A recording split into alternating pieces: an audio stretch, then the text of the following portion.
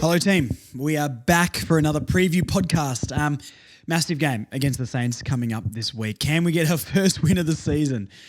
I have no idea. But to help preview that game coming up, we have it's podcasting royalty. It's like AFL fan channel royalty, Saints TV. So we've got Jake from Saints TV coming up in just a couple of minutes to preview the game, which is incredibly exciting. Another good chat talking about would you rather be North Melbourne or St Kilda right now, all that sort of stuff. Yeah, we dive deep and it's a fun chat. So I'll throw that out in a second.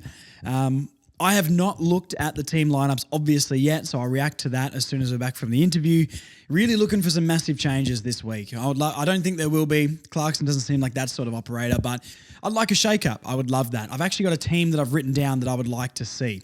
Now, there's too many changes to be realistic, but I've tried to keep some parts of it sort of realistic and sort of not. So we'll go through that after. But look, let's throw to the interview now. We've got all of that and some other talking points, some quotes from Eddie Maguire, and the members Q&A as well, which we'll talk about a tiny bit after the interview. So here's Jake and myself for the preview, and enjoy, guys. I'll see you back here very, very soon. So welcome back, everybody. Another very special guest on the preview podcast today. We've got Jake from Saints TV. Thank you very much for coming on, mate. How's your day been so far? Thanks, mate. Thanks for having me on. Big game this week for both clubs. Oh, terrifying. Monday's always a bit of a tricky day, setting up the week, getting all the content ready for the game, plus work on top of that. But it's good to end it on a good note with yourself. So thanks for having me. I appreciate it, mate. Tell us a bit about Saints TV then. Tell us what you do, how it started and how it's going.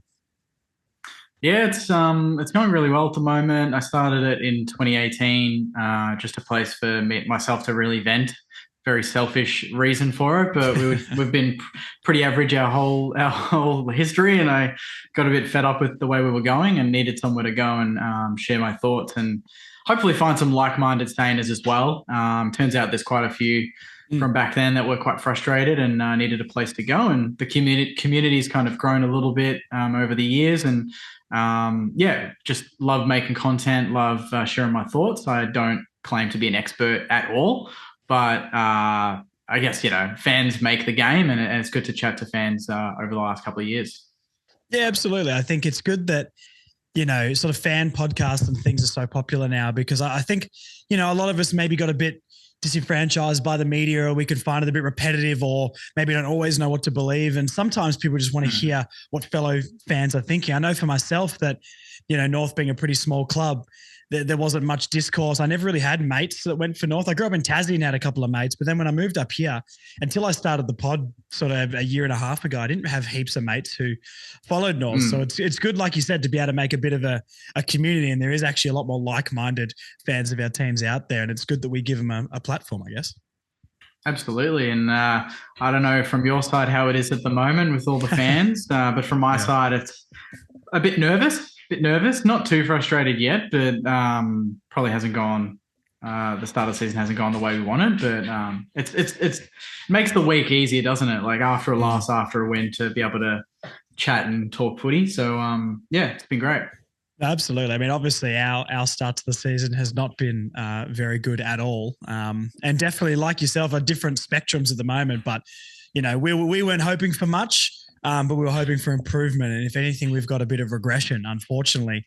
And could you regress past, 2 or 3 wins a year? Apparently so. So, look, we're both not very optimistic, but I think at least you guys are starting to move up the ladder a little bit. Or, I understand it hasn't been the best start, but, I could still see you sort of making it or pushing for it. I think you've got a solid enough team. Have you got the team to be able to make it into the finals and do some damage? I'm not sure, but I mean, I'm jealous of where you're at regardless, mate, to be honest.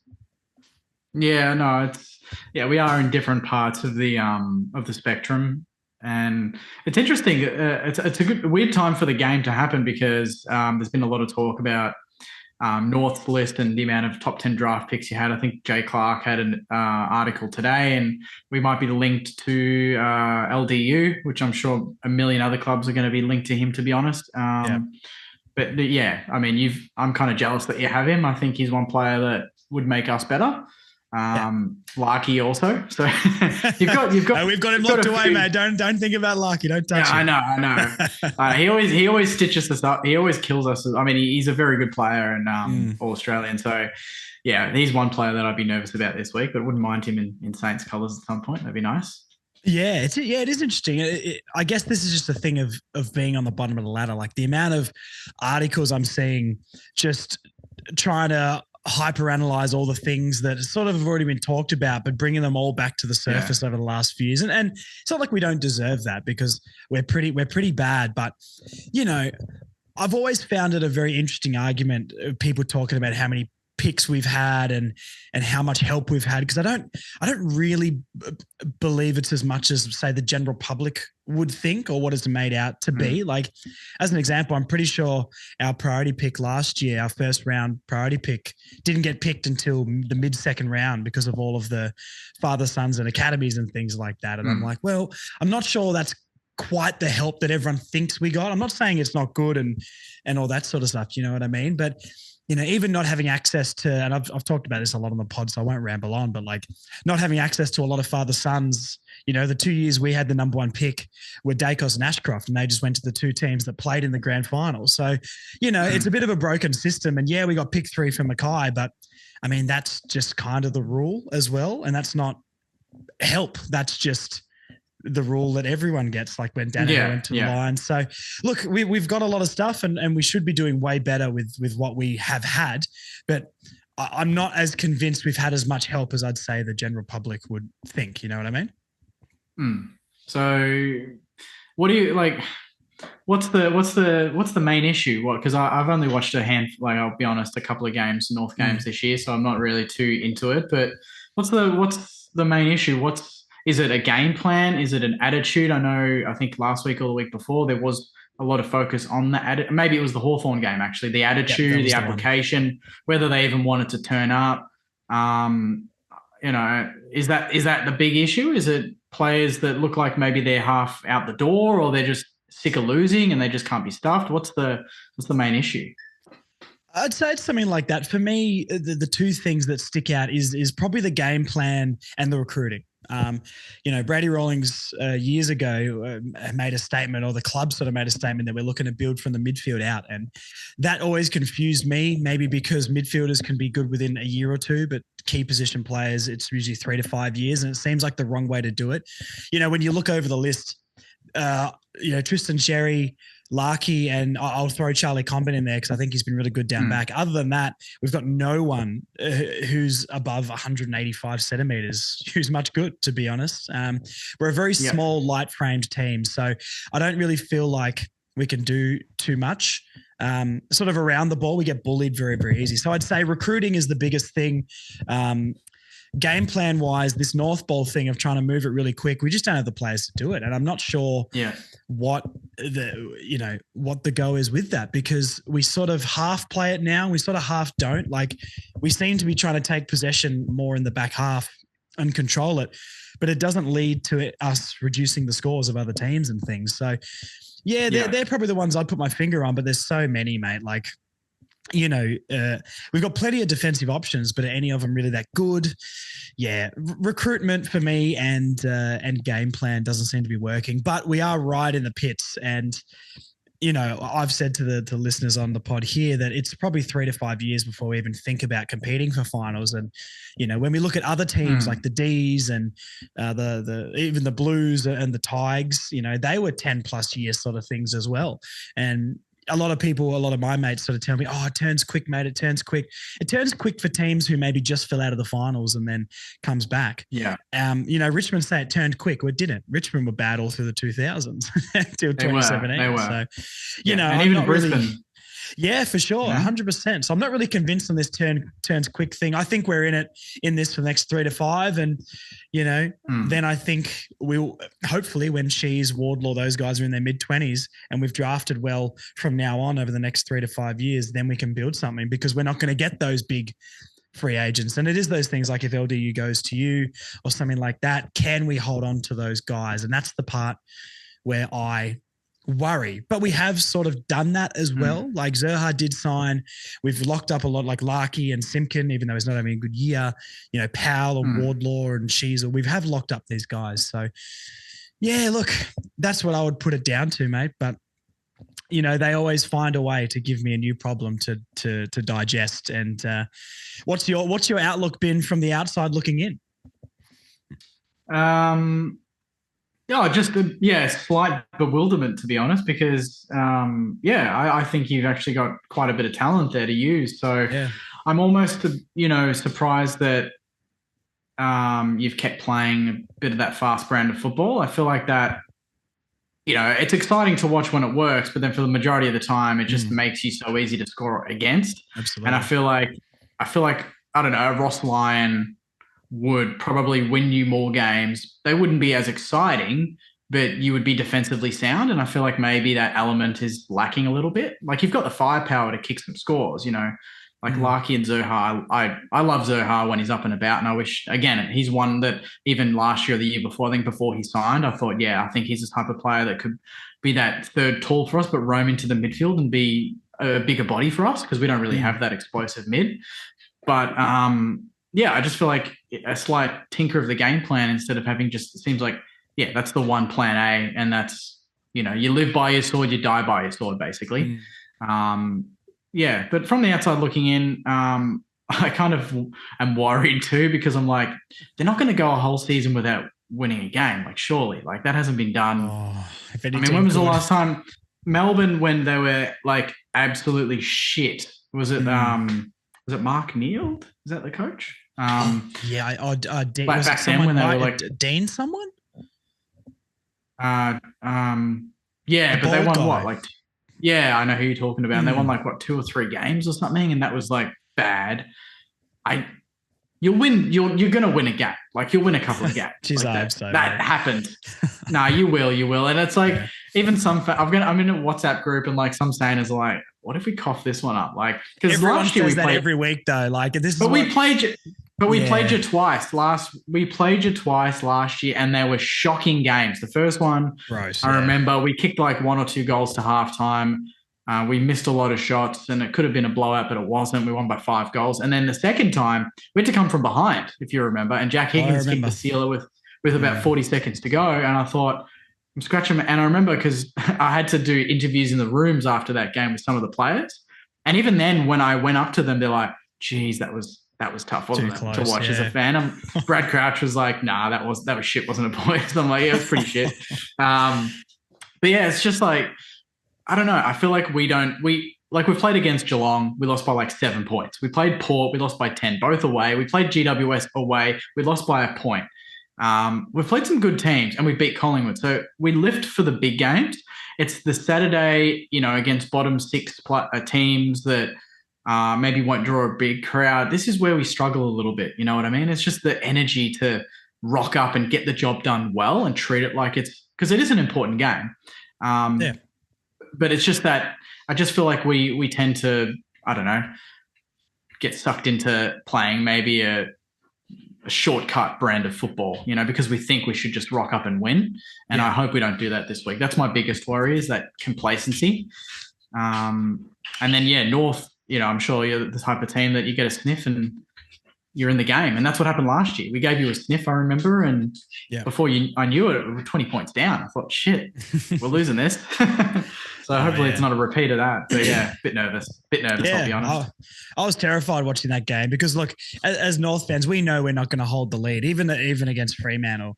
When we were all 40-odd up. We could have been 60 up. We've missed 3 shots, pretty gettable shots, and we could have been 60 up, and we gave them 2 goals in the last couple of minutes, classic North, just to give them a sniff. And I remember at halftime where we were chatting to some of the podcast listeners at the game who we meet outside Bay 29, and we're all just like, it's not enough. It's just not enough. And it wasn't by a long, long way, to be honest. And the thing about this week's game, and I'll get you to tell us how the Saints sort of play a little bit. But from what I've seen, obviously we all know Ross Lyon, defensive masterclass sort of thing. It's not very exciting football to watch, but it does get results at times. And the thing that I'm pretty worried about, me and Marnie actually had my co-host here actually had a difference of opinion on this, where I feel like the Saints, how they play is the worst team we could possibly play, because the only way I see us winning a game is if there's also a very attacking heavy team with a bad defense, and for one day they're just not on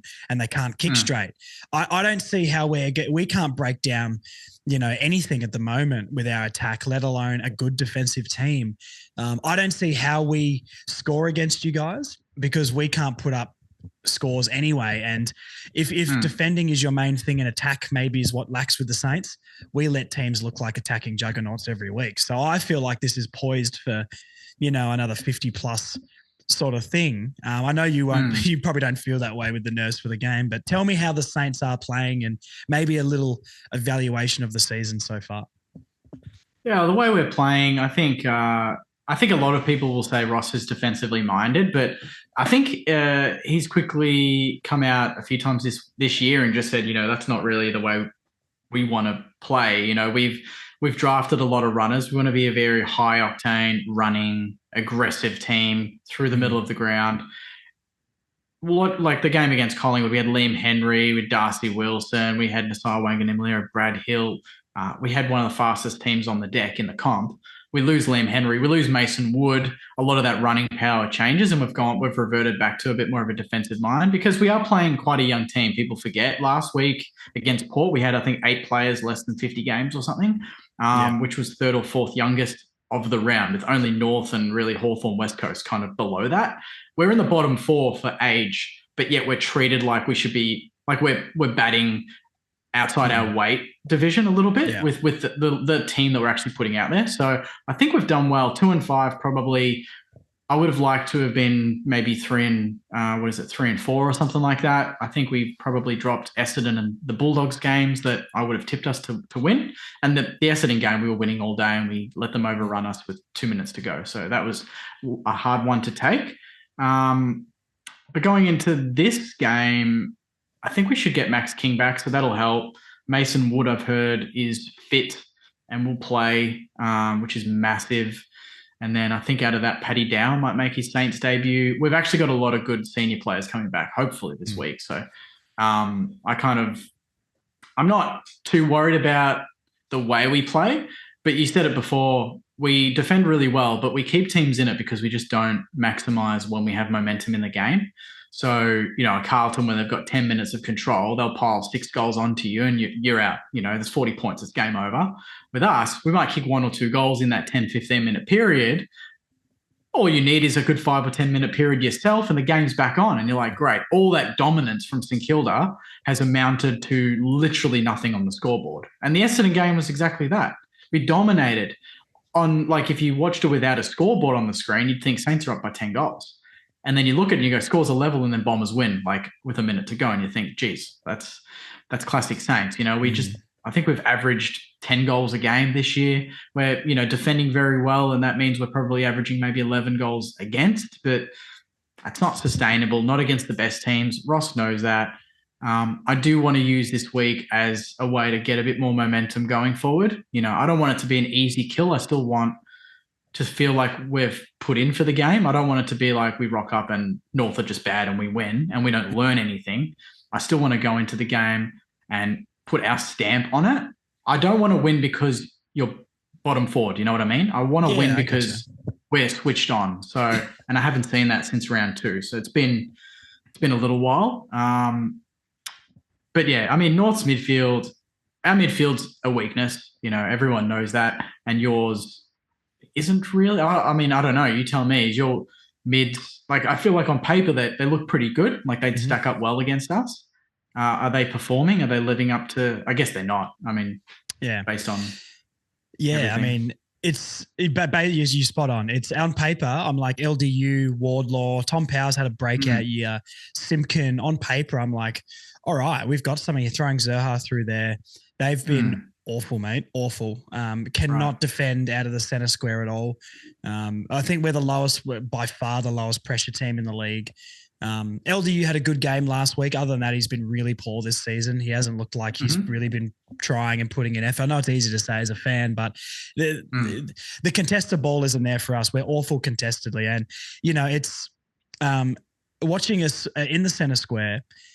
we just let it walk out. There's no pressure on the backside of the contest. We go for it, and if we don't win it, there's no chance that we're turning it over. Every single game we've gone into saying, I think our midfield, it looks better on paper, except for maybe the Blues and the Giants. Our midfield always looks pretty good and looks like it'll stack up. And then you watch the game, and you know what? Clearance-wise, we actually do okay, but it's what we do. It's usually a hack kick forward or a long kick into the 50 and it gets intercepted and all that sort of stuff. Yeah. So, no, our midfield's really, really underperformed. And it's definitely been the most disappointing thing this year because you're right, on paper, and for a team that's trying to build from the midfield out, apparently, it's been pretty woeful. So, you know, that should be an area of strength for us, and it's definitely not. As we know, the back line, I think individually isn't too bad, but the system with how quickly the midfield lets it get down there and whatever scheme or zone we're trying to play back there just doesn't work. Max King being back terrifies me. And I know he's only just coming back from injury and he's a bit injury prone and sometimes can't kick and stuff like that. But I could see him on for seven or eight, to be honest. I don't think we've got anyone down there. Charlie Comben I really love down there, but he seems to be more of an interceptor, not as much of one-on-one. Callum Dawson's probably our best one-on-one defender, but he's injured at the moment. If Aiden Corr is on him, I mean, Aiden Corr's arguably the worst player in the AFL, which is very biased because I can't stand him. But I just, he's not good, man. And I don't see how we stop anyone, let alone that guy. Like Mason Wood, classic against North, probably puts on a clinic. And if you're getting those senior players back, that definitely makes me a little bit more worried for the result. Yeah, we are generally pretty tall. I know you said you guys as a list aren't. So, you know, hopefully Rowan Marshall plays. He was a bit sore on the weekend. Tom Campbell, as you would know very well, he had a huge game at Sandy. So we might, I don't know if we'd rest Rowe and give Tom Campbell a go, but he's a big unit. Jack Steele wasn't great, so I've heard whispers that maybe he's kind of touch and go. But we have Caminiti, we have Membry, we have hopefully King, Sharman, Philippou, Owens. That's 6 players above 186, 187. Obviously, a few above 194. So we're quite tall. But I mean, if you win the clearance and you're hacking it, I'm hoping that we have enough class on the outside with Brad Hill in good form, Nasiah, hopefully Mason Wood back, like I said. So hopefully we can just transition really well, and then it's just about maximizing the entries. You know, against the Bulldogs even 2 weeks ago, it was 7-1 at quarter time. We had the same amount of inside 50s. You wouldn't know it looking at the game. People would think, Saints defensive, blah, blah, blah. We had 16 or 17. They had 16 or 17, and they just went in and converted at like 70%, and we converted at like whatever it is, 20%, whatever. So we need to get better there. But it's not going to be one for the neutral, is it? It's just going to be the fans. Yeah, absolutely. I went with a bunch of mates. I got a few Saints supporter mates, and we went to the Auburn Hotel, I think, and to watch the first game of the first Saints North game last year. And we were just seeing there going, what are we watching? Lord. Like, I think it's got, in recent history, it's got to be the worst game of football for both. Like, I know we're bad, but just for both sides, it was the sloppiest, most disgusting game I can remember for a long time. Good Friday. Do you remember that? A few years ago, you pantsed us.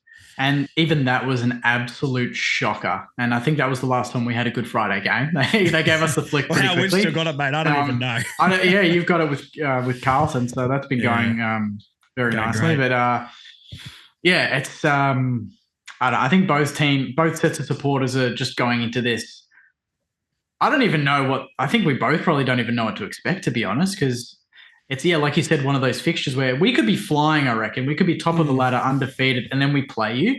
And then it's just, what is this game? Like, and it's under the roof. That's the most bewildering thing, is most of these games are under the roof. It's a perfect deck, and players are dropping chest marks and missing kicks, handballs that are 2 meters and going to someone's ankles. You're like, what is going on? And the pressure's low. You know? So I agree with that. Hopefully it's a good game. Yeah, hopefully. I mean, look, like you said, I'm weirdly I'm not confident that we're going to win. There's no, in my mind, no chance. Say it. Go. No. Say it. But I'm always kind of confident against the Saints, and not because, and this team has shown that, I'm not going to tip us to win a game for the rest of the year. I'm not stupid, but I'm always weirdly confident against the Saints, and I don't know why. I think it's because, maybe tell me what you think of this. Like a lot of last year, the Saints were in the finals for the majority of the year, and no one was really confident in them. And this year, it kind of feels the same. Like people just don't rate the Saints maybe as highly as they should. Why do you think? Why do you think that is? It's just because, well, last year that I thought it was hard. We were hard done by there because we were in the finals we were in the top eight for every single week of the season. Only I think Collingwood and potentially Melbourne were the only other two teams to do it, right? So we were in good company there. We started the season red hot. But I think it's just, mate, it's just our history, to be honest. It's just the bad luck over the years, the drafting. We've done that very poorly. Missed opportunities in grand finals. People love to bring up what happened 30 years ago to make it somewhat relevant to why we might be failing on the weekend. It's like, no, that's a different time, different coaches, different playing group. But when you've only got one premiership, that's just, we would have to have a dynasty for supporters to give us any sort of credit. That's just the way it is. If we went on a 5-6 game winning streak now, no one would bat an eyelid. No one would say anything. They'll say, who did they play? And it's like, well, it doesn't matter if Collingwood or Carlton go on that run, they're premiership favourites, but we don't get that treatment, and that's fine. That's the underdog sort of mentality. Fine, but you want to sort of be acknowledged a little bit, don't you? Because we've done that in the past. Like, I guess those 2013 to 16, 17 years, we made a couple of prelims and stuff. Mate, no one I know even remembers we made those prelims. No one knows how good we were at that point. And I guess that is like us, you guys, Bulldogs, we're probably the ones that maybe Melbourne when they weren't quite as good. Like if they drop down a little bit to pushing for the 8, they'll be the same. We just don't get that love, and it is good. But there are times because I want all that pressure, like I'm sure the Carlton fans are putting on them. Not really, but it also is nice to sort of be acknowledged a little bit. But I've got a question for you, and I've talked. I'm a barber, right, and I talk a lot of footy at work, and obviously the Saints haven't won a premiership for a very, very long time. And we've had a lot more success, but we're obviously in the pits right now. I always have this debate. Who's happier, North fans or Saints fans? Because is it the longevity of just always – I know you had like the 2009, 2010, but it's been very like – mid-pack the whole way, and we've either been like prelims and consistent finals runs or just scraping the bottom of the barrel. Like what do you think about that? Because not necessarily what you would rather be, I guess, because you'd always rather be a Saints fan, but I don't know. I think it's a very interesting conversation of two very different teams, but both of us are unsatisfied. Absolutely. I was going to say neither. Like if that's the answer, to be honest. I kind of feel the same. Like when was your last flag? Was it 1999? 1999. Jeez, I can't remember. That was just guess, but yeah. So I would have been 7 years old, 6 years old when that happened. I don't know. I think it's a really good question. It's depressing to think about. Like, like I feel like since 2000, I think we've been the better team. Like in terms of we've made grand finals, and our best teams were better than any of North's best teams. Like 09 and 10 beats a lot of premiers of recent years, to be honest. Like that's how good we were back then, which hurts me to say because we didn't get any sort of trophy, any silverware out of that. But I don't know. I think North fans at least have something to look back on. Do you know what I mean? Like if you're having a bad day, go back and watch some, I don't know, watch some Wayne Carey highlights or whatever you want. Glenn Archer highlights. Was it Scott Thompson? Go watch some Scott Thompson highlights. Get headlocked by a legend. Getting it. Who else watch was some there? Old Mason Wood highlights, maybe. Yeah, Daniel Wells in his prime. God, he was good. Silky mover. It's that. Whereas for me, it's like I've seen like my highlights. If I'm having a bad week, I'll watch 04, 05, 09, 10, and that's it. Like there's nothing else for me to really look at. Maybe last year, but or 2020, but even then it's COVID year, so it doesn't really count. You've got the history. I think we hopefully will have more recent success. I'm hoping in the next 5 years if we sort our stuff out, which we are slowly. We just need to hit the draft and maybe trade in. We need some class. We need some A-graders. We need some A-graders. Yeah. Yeah, like I think we're vanilla. We're a little bit vanilla and we're not one paced, but we are just good across the board. We need some Yeah, game breakers, and that could be an match Owens, could be a winners. Filippo, could be a Max King. Yep. They just are very young and inexperienced, so we need to be patient. Yeah, I agree. I think when I asked you before, like we were talking about what is it for the Saints that doesn't quite get them over the hump. I think that's it. I think you've got such a solid team, and I agree. King could be a star. Filippo, um, Owens as well. Obviously, maybe Owens and King for me are probably the ones that excite me the most, and Wangani Malera as well. Just a really exciting player, but you know, it.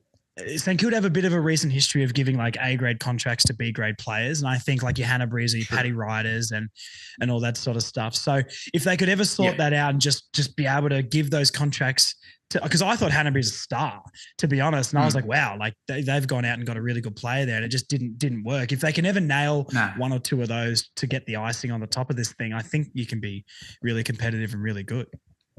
Yeah, fingers crossed. I mean, I think the last few years, at least draft-wise, we haven't had the strongest draft hands because we never quite bottom out to get those top 5 draft exactly, picks. Yeah.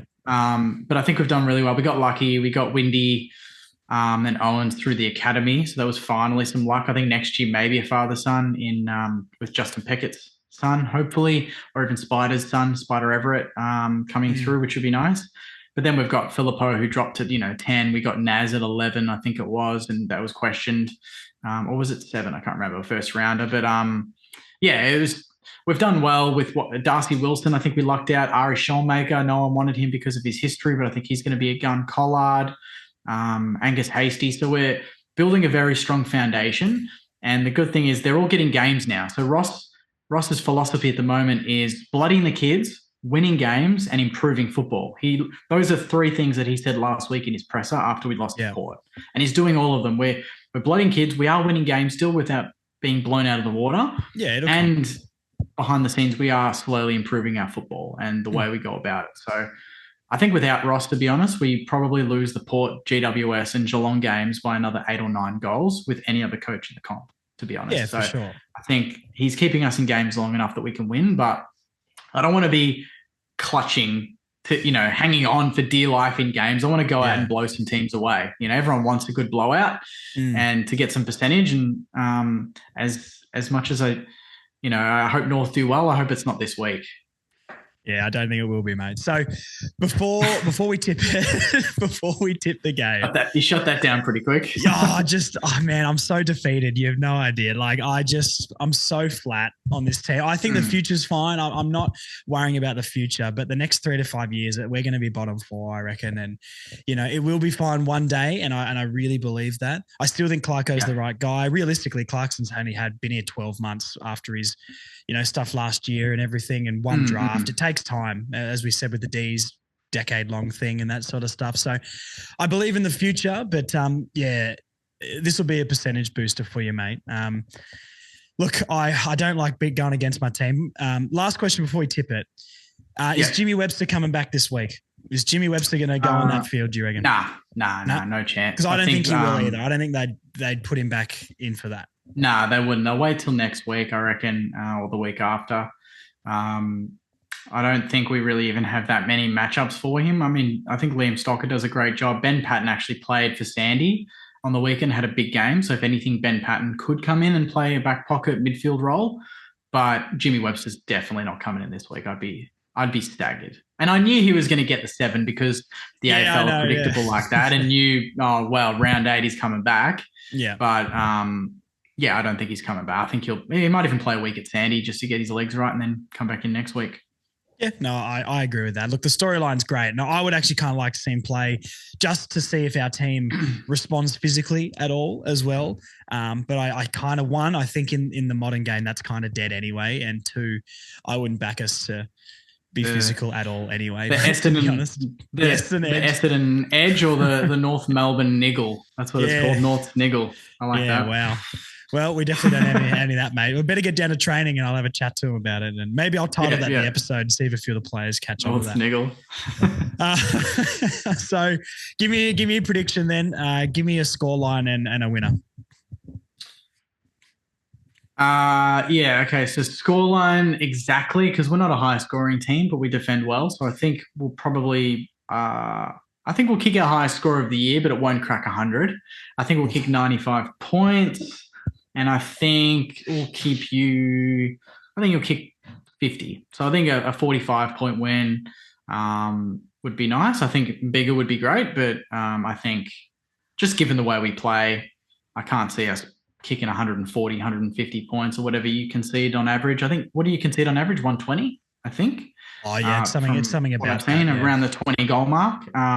Be nice, but we don't kick straight enough, and we're just not ruthless enough in front of goal, unless Max King comes in and just adds 8 or 9 goals that we haven't had for a few weeks. Very, very. I'll take a 40 to 50 point win, to be honest. Straight away, yeah, that's what I'm thinking. Yeah, I kind of agree with you, to be honest. I can't see us putting up a score on the board. High 40s, early 50 points for us, I think. Even if we do get a bit of North ball going, like last week, we still put up 80 odd points or something like that, which isn't too bad. But not against the Saints in the way they play. And I think your prediction's pretty spot on. If King doesn't play, I think you'll get maybe between 90 and 100 points. But if King does play, he could easily kick 6 or 7 plus, and then you go into the 110s, 120s. So, look, I'll back. This is the state of North Melbourne. I'll back my boys and go for a 45-point loss. Oh, I was like, geez, he's gone 45-point win. No, God, no. Who realistically, when you look at the fixture in the next maybe 6 games, just before we wrap up, who's the team you look at and go, like, did you go into the Hawthorn game thinking, yeah, we're definitely winning this? Or do you think not definitely, but I was confident. Thought big chance. Yeah. Okay. Do you play them again? Yes, we do. Not till the last round. Well, look, West Coast is probably the only one.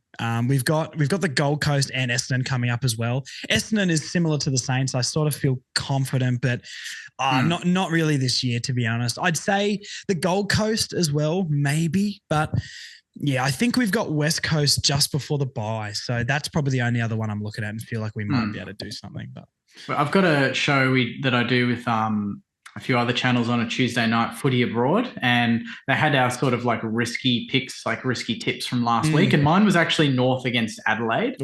Sorry, mate. And mainly, yeah, I know. I actually thought I could have been quietly on for that because I'm like, it's a kind of, where was it? Was it Tassie? Yeah. Was it Tassie? Yeah, so it was in Tassie. I'm like, Adelaide won't really get up for this. They've won at the time 1 win and North is 0. I'm like, they're 1 win better than North. Like, surely this game's a bit closer than it should be. And then but Adelaide have got firepower. Do you know what I mean? They're never short for goals. Our percentage is like 57 as well, so it's So that backfired for me, but I gave you guys some love last week, and I'm gonna cop it tomorrow on the show off the back of that. But that's what it is. Well, never ever tip North Melbourne again, mate. But hey, there's some advice to leave you on. But look, I'll say thank you for coming on as well. We'll wrap it up here. But yeah, thank you for your time, and keep doing what you're doing. Saints TV is one of the bigger in the scene, and hopefully North Melbourne can do a bit better one day, and we can replicate something like what you've done, mate. But yeah, I really appreciate you coming on, and thank you for your time. And hopefully, no Max King, and we can limit that scoreline a little bit. Yeah, thanks for having me, mate. Great work. Thank you, mate. Okay, thank you so much to Jake for giving me some of his time. I know they're very busy down there at Saints TV. Once again, royalty in this space. So very, very pleased to have Jake on the pod. So thank you once again, good sir. Now, let's get into what I think this team should be. So I've got a couple, I've made my own team, right? I've gone coach, and I'm going to try and explain super quickly maybe what I would be doing if I was Alistair Clarkson. Have I won 4 premierships? No, I have not, okay? But I've watched more North Melbourne than Alistair Clarkson has, maybe. I don't even know. This is the team, if I was the coach, that I would like to pick for this week, and I think structurally maybe works a little bit better. Once again, I'm not a coach. I just watch football from my house and the stadium sometimes. The back line. I want Archer, Comben, McDonald, Bergman, Biggie, and Fisher there. Now, we're bringing in Archer and we're bringing in Bergman. Archer is going to give us toughness, fight. He's going to be able to lock down someone and grow into that role. We need a guy like that with a bit of heart, knows North Melbourne, plays like his dad. The fans will get around it. And I think defensively, which is our weakest area, maybe beside the midfield, I think he's just going to bring a lot of just a solid player who can get stuck in, tackle, chase, smother, all that sort of stuff. Grit and grind sort of stuff. Comben holds his spot.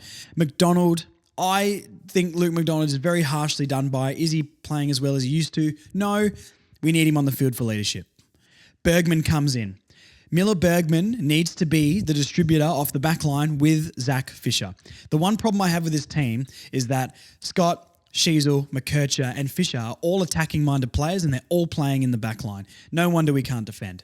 So Bergman's a good defensive player. He's got height about him, but his disposal is very, very good as well. The amount of games last year, he was above 85, 90% disposal efficiency with good numbers racking up the ball as well. I think it's time to give him a shot. He showed what he can do last year. I liked him. He was harshly done by last year getting dropped and not coming back in. So I would like to see him, okay? This keeps Archer, Comben, McDonald and Biggie as our defensive, sort of minded players back there. You know what I mean? Bergman is also defensive minded. So 5 out of the 6 of that back 6 are defensive-minded players. But we've got distribution in Bergman and Fisher. You've got the height in Biggie and Comben. McDonald is leadership down there. And Archer just brings fight, toughness, and energy. Okay? Then I would prefer Dawson to be in there, of course. Like when Dawson and Logue are available, that shifts up. But this is what we've got available right now. So through the centre line, on the wings in the middle, I want Powell on the wing. I'm going to explain that in a second. I want Powell on the wing, LDU in the guts, McKercher on the other wing, okay? McKercher is too good of a ball user to be kicking the ball out of our back line. We need different players kicking the ball into our 50 because I don't think our forward 50 has functioned too badly. They just don't get any delivery. So if McKercher and guys like that are hitting Larky on the chest, we're going to be much more solid, okay?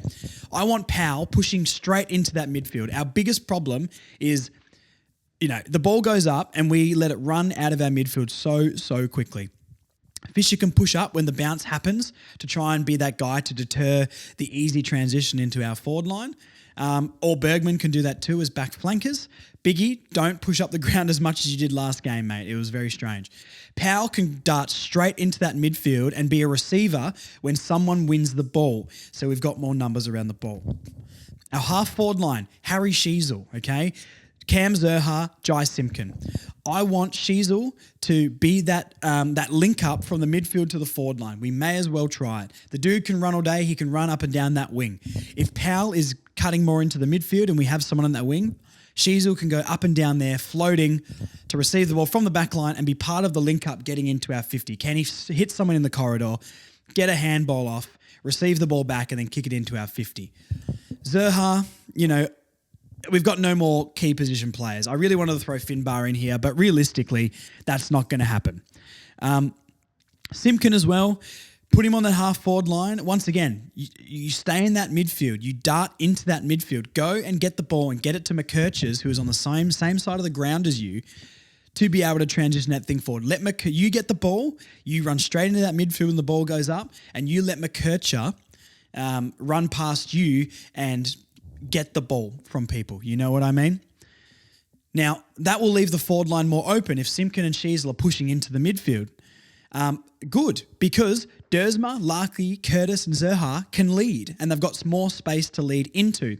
And if Sheasel and McKercher more likely, like Powell's a decent distributor too, but if Sheasel and McKercher especially are getting the ball on the wings in the midfield into our forward line, I trust that they're going to hit our forwards. I think our forwards need to lead more, but other than that, the forward line's functioned okay. Defensive pressure needs to be better, but I believe in Curtis. I believe Simpkin needs to step up as a leader and he knows that. Bull needs to step up, but Sheasel being around there is going to give fight. Now, our ruckman is Tristan Xerri. That goes without saying. Hugh Greenwood and George Wardlaw are the two people in the middle. Hugh Greenwood is in there for one reason and one reason only. A big body, mature midfielder who can get on the ground, rip that ball out and get it to LDU, to Wardlaw, to McKercher, to Powell, to Simpkin, Sheasel, whoever is around that midfield, whatever side it gets ripped out of. He's going to tackle as well. Put him on the backside of the contest if we don't get the tap, and he's going to be able to tackle people. He's the only one I believe is going to lay enough tackles besides Jerry in this team. Wardlaw goes out saying the Warlord, we love him. Great game last week. Let's keep improving. On the bench, Hardiman deserves to keep his place. I couldn't find a spot for him in the backline just yet, but he'll get plenty of time down there. Hardiman played really well last week. We've got one. Eddie Ford comes back in to rotate through the forward line. Lazaro keeps his spot. Bailey Scott is also on the bench. We need the run. I just don't know if I see him fitting in at the moment. You know what I mean? But he's too good of a player not to put in there. And Dylan Stevens is on the sub. He's the sub, okay? Just for extra run. If something's not working with Powell or Simpkin in that midfield wing area, we can sub somebody and put him on for run and actually can affect the game a little bit. Then we can move a Greenwood forward if a Simpkin goes in the middle, and there's more puzzle pieces to play. Core, Tucker, Phillips and Drury are the ones that will go out from last week's team. I know it's harsh. Core... He's going to play every week, but my personal opinion, not good enough, doesn't bring leadership at all and needs... we just have other players that are better than him. Tucker, his numbers are fine, doesn't impact the game. Phillips, I really want Phillips to get a run in this team, but I'm not sure. Maybe Phillips for Lazaro, you could swap. Other than that, I don't think anybody else is worthy of maybe going out for Phillips. And Drury... harsh, but once again, if we're putting Sheasel up near that forward line a little bit more, there had to be someone. If you swap Lazaro and Drury, wouldn't be upset as well. Like Drury, Phillips, Lazaro, I think are vying for that last spot in this hypothetical team I'm making. So that was a very quick explanation, but please let me know what you think of that team, if you think I'm crazy or not. To recap, Archer, Comben, McDonald, Bergman, Biggie, Fisher in the back line, Powell, LDU, McKercher along the centre, Sheasel, Zerha, Simpkin, Dersma, Larkey, Curtis in the forward line, Jerry, Greenwood, Wardlaw to round out that midfield, and Hardiman, Ford, Lazaro, Scott on the bench with Dylan Stevens as the sub. There you go. Let me know what you think. You think I'm crazy? You think I'm a genius? It's one or the other. There's no two ways about it. Let's react to this team. That's what I want. Let's see what Alistair Clarkson wants. Interesting. Okay. Wow. Okay. Toby Pink is in. Liam Shields is in. Jackson Archer is in. Jaden Stevenson is in. Lazaro, Newen, Phillips, Stevens out. Jimmy Webster's in too. Oh my God. Wow. Okay, let's dissect this. Don't love the inclusion of Toby Pink. I think Biggie's better and deserves more of a chance. I think he was okay last week. Defensive lapses 100%. Think he offers more. We may as well give Toby a chance though. Admin 3 will be thrilled with that. Liam Shields, not over Hugh Greenwood for me. A bad selection there. I agree with the leadership. Hugh Greenwood actually has a role to play. I don't think Liam Shields does besides leadership, but I like Liam Shields. He got involved with the podcast and everything like that. Love him, but I don't agree with this. I don't know what Hugh Greenwood has done. And look, I'm not even saying this, guys, because of Marnie. I know Marnie is on the Hugh Greenwood train. I genuinely think he's got a part to play in this team because nobody is that Cunnington-esque big-bodied midfielder, and we don't have a player who can do it. So, and that's our biggest problem in the midfield. That's why it goes out so quickly. Do you know what I mean? Love Jackson Archer, the inclusion. I called it here first. Fantastic.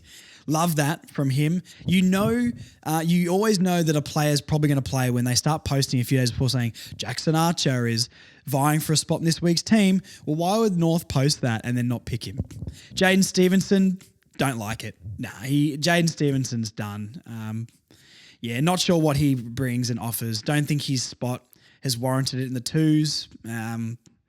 Another poor selection if you ask me. Don't like it. Don't like it. Agree with Archer. Wouldn't put any of those other guys in. Lazaro, incredibly stiff. Stevens hasn't been playing well, but still better than Stevenson and better than Shields. Will Phillips, we could see that coming from a mile away. I think that might be Will Phillips' last game for the club if I'm going to be over dramatic. Guys like Darcy Tucker, Aiden Core, literally can't do anything wrong, apparently. So pretty poor standard setting there. I like that there's been different changes made, but not overly thrilled with that. Pretty disappointing, to be honest. Very disappointing. Jimmy Webster's in. Wow. I can't believe that they've put him in. let's see what happens with that. Will North Melbourne actually have some fight and go at Jimmy Webster a little bit? I don't think so. That doesn't sound like the modern game to me. But would love to see it. Would love to see it. Max King, that's the one I didn't want to see. He'll kick 6 to 7 plus, unfortunately, on this back line. It's pretty weak. Mason Wood, we're ready for a Mason Wood clinic against North Melbourne. Jack Hayes, don't really know who that is. They haven't, what's their ruck? Rowan Marshall has been named. He's been speculative all week, but he has been named. So, wow. Disappointed with that selection, guys. God, what? Toby Pink and Liam Shields and Stevenson? Ugh. Whatever. Yeah. I just don't understand the selections, you know what I mean? Like I'm not a 4-time premiership coach, but I do not understand. Okay. Let's get into a little bit of news before the tips and then we will go. Eddie Maguire making some incredibly idiotic comments. Pretty standard Maguire sort of stuff, to be honest with you. He basically said, I don't have the quote in front of me, but you guys all saw it. Close to a Flag posted up and I shared it, saying that all the interstate, what do they call them, presidents and multiple Victorian presidents aren't through at about 19 teams being in. And one has to go, suggesting that North Melbourne is the one that's going to go. This is rubbish. Because 24 hours before that, he made a quote saying that North should establish themselves at Arden Street, but become the team of the North, set up academies in Northern Victoria and all that sort of stuff. And yeah, it's just garbage. This is what the media, and look, my flat earth is media, which is true, but I ramble on. You guys know what I think of the media. You can't trust anything they say, and quotes like this are why. We all know that North is doing very well off the field. We're structurally with Viney and Clarko and Sonia and all those guys, we're in a really, really good place. North's not going anywhere, guys. We've got more history than the Bulldogs and the Saints combined. We're profitable, unlike St Kilda. Yes, we aren't great right now, but we have more of a future than both those teams, I hope. So, look, disregard anything the media is saying right now. Just ignore it and don't comment, don't react, because that's why they keep posting it. But these comments are rubbish. Going to the member Q&A. Hopefully all you guys have watched the member Q&A. And if you have not, please go and watch it. Now, myself and Marnie, we're either going to do a separate episode on this, if she's got time tomorrow to record, or we're going to talk about the Q&A more in depth after the St Kilda game, okay, as part of that podcast about the game. I'm going to touch on a couple of little things here, but if you want to hear our in-depth thoughts about what was said by Todd and Clarko, that will be coming very, very soon. Marnie has not replied to me yet and told me if she can record tomorrow. So if she can, maybe Saturday morning, that will be out. If not, we'll just put it as part of the podcast on the weekend after the Saints game. I guess the most interesting thing that was said to me was that they do believe. One of the biggest questions I had was, does Clarko know that this is how bad it was going to be? And he sort of said, yeah. He sort of said, I've been through this before. I said on the podcast last week that you look at the D's having 10 years to rebuild, the Blues having 20 years to rebuild, the Tigers probably having 30 years to rebuild, and North has a year and a half under Clarkson, who hasn't even coached 20 games yet, I think, and we're getting slaughtered. This is classic media versus North Melbourne stuff. We know where the kicking bag, the punching bag, all that sort of stuff. Now, the thing, I can't remember the person's name, and once again, we'll go into this a little bit more, but they have, with the leadership, they have a leadership coach sort of there, one of the best in the industry in Australia, apparently, teaching these guys leadership, how to be leaders. I loved hearing that. To know they're actively doing something about that is great. The other thing that gave me a lot of confidence was Clarko in the press conferences have been saying, stay the course the entire time, and we're getting sick of it. But he's not wrong, because that's all we can really do. We've got a foundation to build off here with Sheasel, Wardlaw, McKercher, Dersma, Larkey. Simpkin is signed up, regardless of his form right now. Powell signing on, Jerry signing on. We've got a foundation. Our problem is no one over 25 is any good. What they said was, Clarko's been through the Hawthorn rebuild. Todd Viney's been through the Hawthorn and the Demons rebuild. Jen Watt has been through the Demons rebuild. Jed Adcock has been through the Lions rebuild. Xavier Clark has been through the Tigers rebuild and the 3 premierships. So we have the right people here, or the people that are experienced in this way. We have no choice but to trust them. If you haven't watched the Q&A, please do, because a lot of people messaged me and said they've got a lot more faith in what we're doing right now. They put into perspective timelines and things like that. And look, Clarkson did miracles at Hawthorn in 4 years. We're not turning around in 4 years. Did we really ever think we would? Like I said last podcast, if we all agree that Clarkson was the start of the rebuild, then we need to treat it like that. We can't complain about the years, the Noble years and the Ree Shaw years. Yes, we had to experience that. We had to sit there and experience that, and that was bad. But this is where we are, and we have to move on and make sure we support this team, because they're not going to get better by us turning on them. The media is giving them enough pelters. They need support from us. So those were some things I picked up from the Q&A, and I really, really enjoyed. Once again, we're going to go more in depth either in a separate episode tomorrow in a couple of days, or the Saints review. So there are just some quick thoughts. Now we're going to go into the tips, and we're going to leave you alone. Don't worry. I'm going to head off in a second. I need to go and edit this and go and get some dinner. Okay, tips for the week. What I'm realizing is I'm an awful tipper. I'm shocking. I go in so confident, which I'm going to do right now. But my tips are awful. That being said, my tips are 100% guaranteed, and you should completely copy my tips right now. Now, I've been saying all day, Adelaide are going to beat Port Adelaide, and I've just looked at the score, 24-7 already. Port Adelaide do not have the nous to do it when it matters. We saw that last year in the finals, out in straight sets. We saw that with Horne-Francis and how he left the club, and he doesn't have the guts to be able to do it when it matters. He needs to be in a midfield with 2 players who are Brownlow quality to support him, to make him look better. Yes, I'm salty. No, I'm not. I'm joking. I know some of you guys will get triggered by that, some of you will not. So pick your poison. I think Adelaide are going to win this game. I just don't think Port have it in big games. I don't think they've got the players with the guts and determination to be able to do it, and they showed that in the finals. And I do believe the thing about Horne-Francis, I think he's a very overrated player, even though I do think he's really good. And putting my bias aside, very good offensively, but can't kick, doesn't do anything defensively. The media sort of jerk him off for some reason. Well, I don't really know. Adelaide will win that game. Carlton-Collingwood. Carlton will win that game, but I'm not certain about it. But I would tip Carlton personally. Collingwood, underwhelming. If Carlton didn't win the GWS game a couple of weeks ago, I would be more wary about this game. This is a game anything can happen. I'm going to back the Blues because they got a big win against the Giants, and they want to bounce back after the Cats. Sydney GWS, very exciting game. There's some cracker games on, isn't there? I don't know. I'm on the Swans this year.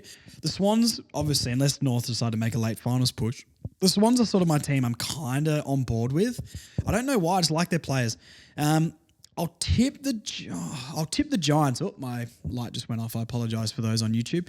I'll tip the Giants, but I don't know. It could go either way. North Saints, I did sort of make my tip. I think it'll be 40 plus to the Saints, unfortunately, especially now King's back. Geelong, Melbourne. Geelong can't tip against the Cats. West Coast, Essendon. Essendon will win that one. West Coast overhyped for sure. Yes, I'm salty. Freo, Richmond. Ooh. I'm going to tip Richmond. I don't know why. I'm going to tip Richmond. Western Bulldogs, Hawthorn. Western Bulldogs by a mile, and Brisbane Gold Coast, Brisbane easily. So they're my tips for the week, guys. I'm going to leave it here. Thank you very much for listening.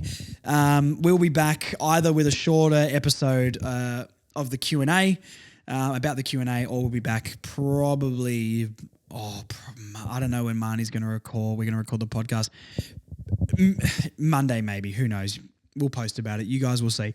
Thank you for following us. If you're watching on YouTube and unsubscribed, please subscribe. YouTube is doing very, very well. For those who want to see my face and Marnie's face when she is here, get on the YouTube channel. It's doing very, very well.